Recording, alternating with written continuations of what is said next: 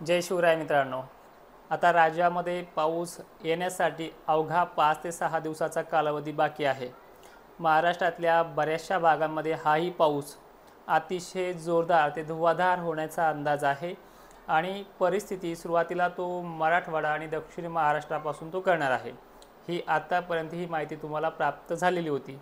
पण आता पावसाच्या स्वरूपामध्ये काही अडथळे देखील आहेत. म्हणजे आता काय झालं आहे की बराचसा शेतकरी पाणी द्यायची वेळ आता आमच्यावर येणार नाही असं म्हणत होता, पण कालपासनं गरमीची लेवल ही सांगितल्याप्रमाणे वाढते आहे. त्यामुळे ह्या गरमीमुळे पाणी द्यायची वेळ शेतकऱ्यांवरती काही काही हलक्या जमिनीवरती येते आहे. पण एक मात्र नक्की आहे मित्रांनो की या वातावरणामध्ये पाणी भरपूर असल्यामुळे पुन्हा रानाची बडणं, वारं काहूरसुद्धा याच्यामध्ये स्पष्टपणे मॉडेलनुसार व्यक्त होत आहे. ते सुद्धा प्रकार घडतील मराठवाड्यामध्ये, पूर्व विदर्भामध्ये आणि दक्षिण महाराष्ट्रात जास्त प्रमाणामध्ये. मित्रांनो, या वातावरणाची जी काही मजल आहे 8-9ला तो महाराष्ट्राच्या मराठवाडा, पूर्व विदर्भ आणि दक्षिण महाराष्ट्रावरती प्रभाव टाकते. पण त्याची जी काही लेंथ आहे तारखेनुसार ही खूप लांब टर्मची आहे. 8-9ला जर सुरुवात त्याने केली तर तो 16 ते 17 ऑगस्टपर्यंत राहणार आहे. हे पावसाचं स्वरूप तुम्हाला समजलं आहे. विजांच्या कडकडाट पहिले 2 दिवस असणार आहे, त्यानंतर तो जोरदार ते धुव्वाधार असणार आहे. इथपर्यंत तुम्हाला माहिती समजली आहे. जिल्हे आणि तालुके पाहण्या अगोदर एक विशेष सूचना आहे. मागच्याही रीलमध्ये तुम्हाला दिली आहे, परवा दिवशी लाईव्हमध्ये पण दिली. तो लाईव्ह तुम्ही शेअर केलाच नाही आहे. अशा बऱ्याचशा अंतर्गत फेसबुक अंतर्गत ती माहिती दिली आहे की अतिशय भयंकर ह्युमिडिटी म्हणजे गरमीची लेवल वाढते. त्यामुळे सरपटणारे प्राणी हे थंड ठिकाणासाठी बाहेर निघायला लागतील. काल मला एक जणांनी व्हिडिओ पण पाठवला आहे की साहेब आमच्यात तुम्ही सांगितल्याप्रमाणे निघलाय. हे साहजिकच आहे. गरमी निघणं आणि साप वगैरे बाहेर निघणं. तर आपण अथरलेले स्प्रिंकलर किंवा काही जण खडकाळ जमिनीसाठी पाणी द्यायला सुरुवात करताय, तर थोडं हातापायाकडे बघून काम करा. हे तुम्हाला माझ्या माध्यमातून सांगणं आहे. आता जिल्ह्यानुसार अंदाज बघा. नांदेड, लातूर, सोलापूर, परभणी जिल्हा, थोडाफार जालन्याचा भाग, पश्चिम महाराष्ट्रातील काही भागांना आजही स्थानिक वातावरणाचा कुठे मोठे 10-5% भागांना तो पाऊस होत राहील. पुढचे 2 दिवस असंच आहे. 7 आणि 8ला वातावरण हे सक्रिय व्हायला लागेल. त्यामध्ये लातूर, निलंगा, नांदेड पट्टा, परभणी, बीड, थोडाफार जालन्याचाही भाग, हिंगोलीचा भाग असा तो घ्यायला सुरुवात करेल. जास्त मोठी व्याप्ती नाही आहे. त्यानंतर याची परिस्थिती जी आहे ती 8 तारखेला मराठवाड्याच्या सर्व जिल्ह्यांमध्ये संध्याकाळच्या वेळेपर्यंत किंवा 5-6 वाजेपर्यंत वातावरण हे सक्रिय होऊन जाईल. कदाचित तो मध्यरात्री पण येऊन जाईल. आणि 9-10 पासून पश्चिम महाराष्ट्रात सुद्धा, ज्याला आपण अहिल्यादेवीनगर परिसराच्या भागासह नाशिक, धुळे, नंदुरबार पण काही ठिकाणी 10-11ला आधी पण यांच्या भागामध्ये स्थानिक वातावरणाचं होत राहील. नंदुरबार वगैरे भागामध्ये, जळगावमध्ये सुद्धा. पण ती व्याप्ती मोठी नाही आहे. तो पावसाला पाऊस आपण म्हणत नाही आहे. पण जी काही जास्त भागव्याप्ती जी आहे ना मित्रांनो, ती सरळ 10-11 पासून ते 15च्या आसपास याच्यामध्ये आहे.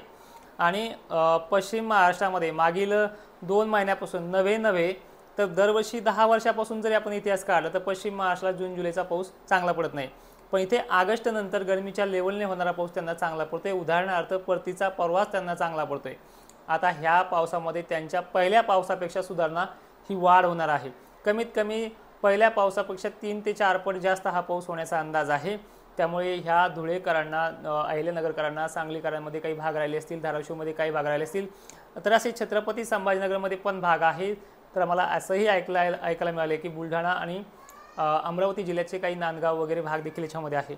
पण हा जो पाऊस आहे जास्त दीर्घकाळ टिकणार आहे. त्यामुळे या पावसाची जी काही रेंज राहणार आहे, ज्या पावसाची भागव्याप्ती काय असेल, पहिले 4-5 दिवस मात्र तो कमी प्रमाणात आहे. त्यामुळे तुम्हाला पहिला वाटेल की पहिल्यासारखंच आम्हाला होते की काय, पण यामध्ये लॉंग टर्म आहे. हे होत नाही. लगेच पुन्हा ऑगस्ट महिन्यामध्ये दुसरा टप्पा 26 ते 27 जुलैला आहे. हे 5 दिवसापूर्वी तुम्हाला व्हिडिओमध्ये सांगितलेले फेसबुकला सुद्धा. तर अशा प्रकारचे हे वातावरण टर्म आहे. आता या वातावरणाचे जिल्हे बघा कोणत्या तारखेला कसे येतील.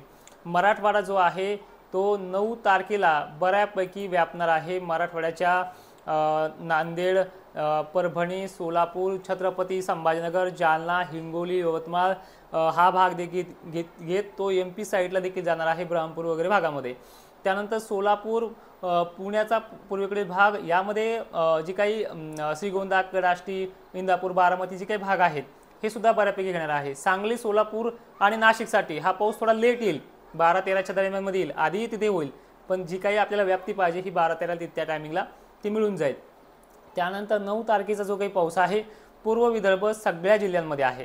व्याप्तीच्या बाबतीत 7 आणि 70% राहील, 30% भाग घ्यायला त्याला 2-3 दिवसाचा कालावधी लागेल। नाशिक क्षेत्रामध्ये हा पाऊस पहिले 1-2 दिवस बरसणार नाही आहे, तो तुरळक ठिकाणी बरसेल, जसं की ज्या भागांना आधी पहिल्यापासून सूर्यदर्शन होत नाही त्या भागांना तो बसत आहे, पण ज्यांना सोडलंय मी यांची भाषामध्ये यांना बोलतोय, तर हा पाऊस 9-10 तारखेला अशी व्याप्ती करत जाईल आणि हे वातावरण सरळ सरळ सांगायचं म्हणलं तर दिसायला पश्चिमेकडून वाटेल आणि पूर्वेकडनं येणारा पाऊस आहे, तर त्याच्यामुळे सगळ्यांना एक विनंती आहे, हा पाऊस धुव्वाधार कदाचित अतिवृष्टीचे रडारसुद्धा महाराष्ट्रामध्ये पुन्हा बनायला लागतील।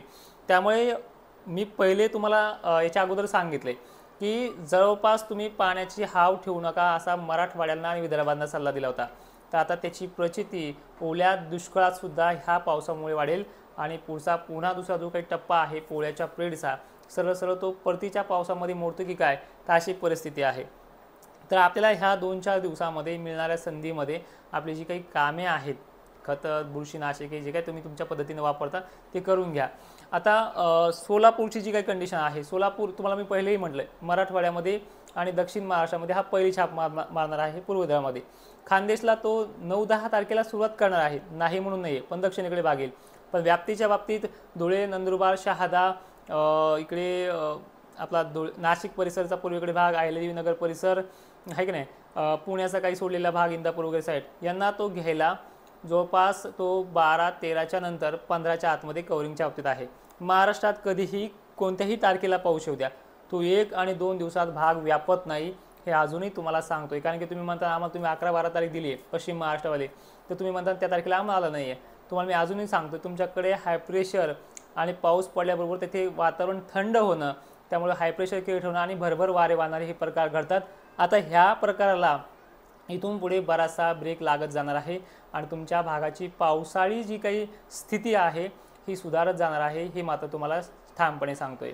आणि विशेषतः अजूनही सांगतोय, ज्यांना पाऊस कमी त्यालाच चांगला माल ह्या वर्षी होणार आहे, म्हणजे अत्यंतही कमी नाही आहे, जो मेंटेन आहे, जो म्हणते आमच्या विहिरीला पाणी नाही पण आमचं सध्या धकतंय, असे शेतकरी सुखी राहणार आहे। मराठवाड्याची परिस्थिती आणि विदर्भातही अनेक भागामध्ये परिस्थिती अशी आहे की त्या शेतकऱ्याच्या हातातोंडाशी आलेला घास हा सुकतोय, जळतोय, मर या रोगाने मरते, तुम्ही व्हिडिओज वगैरे आमच्या भागातले पाहताय। तर मित्रांनो अजून 2 टप्पे आहेत पावसाचे, हा आहे 9-10 तारखेचा टप्पा आणि पुढचा आहे जवळपास 25-26च्या नंतरचा टप्पा। आणि तुम्हाला अजूनही सांगतोय की आता तुम्ही काही जिल्ह्यांची नावं घेताल, त्या जिल्ह्याच्या नावाच्या खाली मी रिप्लाय देण्याचा प्रयत्न करेल। व्हिडिओ शेवटपर्यंत पाहिल्याबद्दल धन्यवाद आणि ही माहिती कॉपी होण्या अगोदर सगळ्या शेतकऱ्यांना पाठवून द्या। जय शिवराय, धन्यवाद।